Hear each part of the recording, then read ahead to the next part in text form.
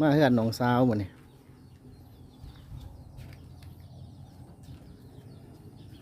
บรรยากาศเล่าเขาเบียบุหานเนาะพี่น้องเนาะเล่าเขากันนะทั้งหลังมีธรรมศาสตร์ด้วยพี่น้องเด้อทุ่งไฮทุ่งหน้าเด้ออยู่บ้านซ่อนผากรักชาซีเมืองชนะสมบูรณ์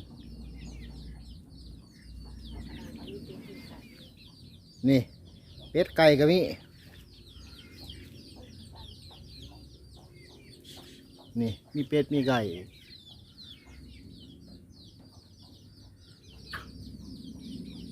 เดี๋ยวจักสอบแล้วสิบ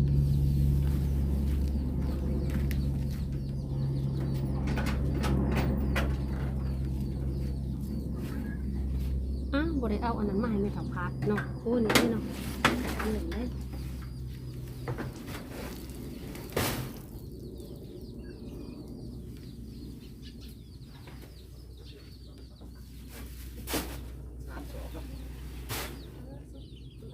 จะเอาเมื่อใช้เอาเมื่อกินอ่ะเลย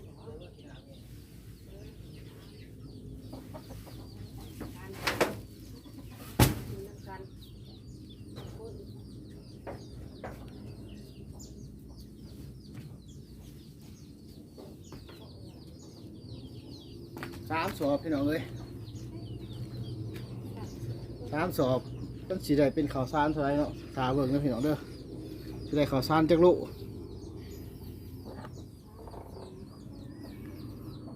3 สอบข้าวเปลือกขึ้นรถเรียบร้อย3 สอบเอาไปหอทุ่งสีติดตามเบิ่งพี่น้อง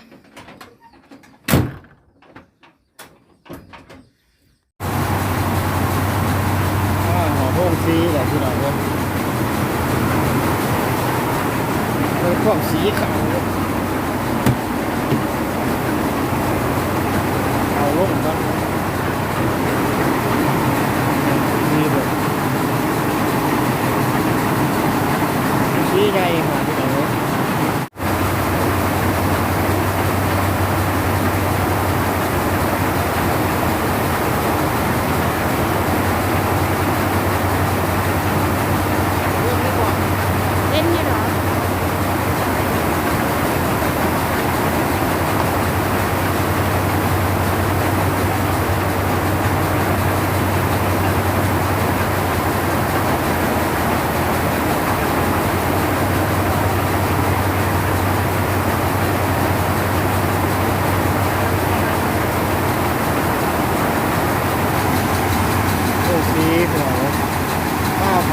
สี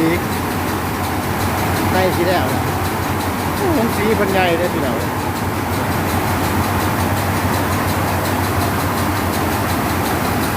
น้ำยินเนาะ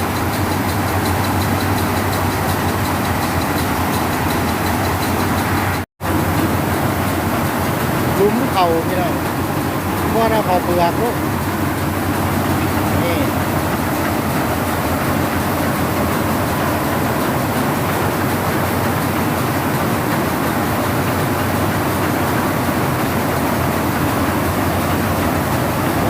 เป็นของงานอยู่ที่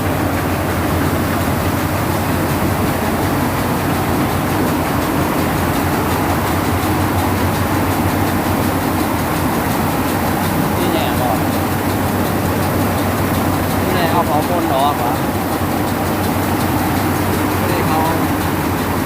ครับคนไม่ได้เขาแหน่เขาเป็นเม็ดเขาเป็นเม็ด ตัวนี้ตัวห้ามเนาะตัวนี้ตัวพวกเขาเวียดนามพี่น้องโอ้ดีเป็นผักเด้อพี่น้องเลยนี่ไง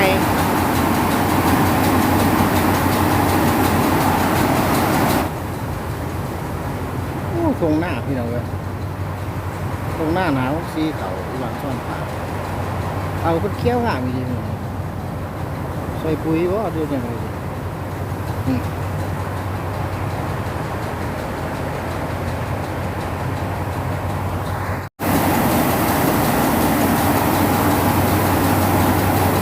พี่น้องเข้าแล้วตัวนี้งาม แล้ว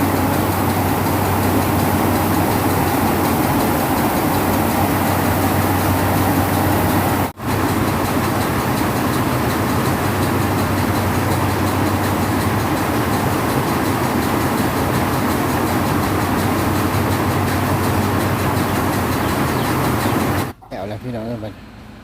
เลย61 โลเนาะค่าซีกับผู้ดี27,000 กีบพี่น้องเลยครับก่อนนะมัน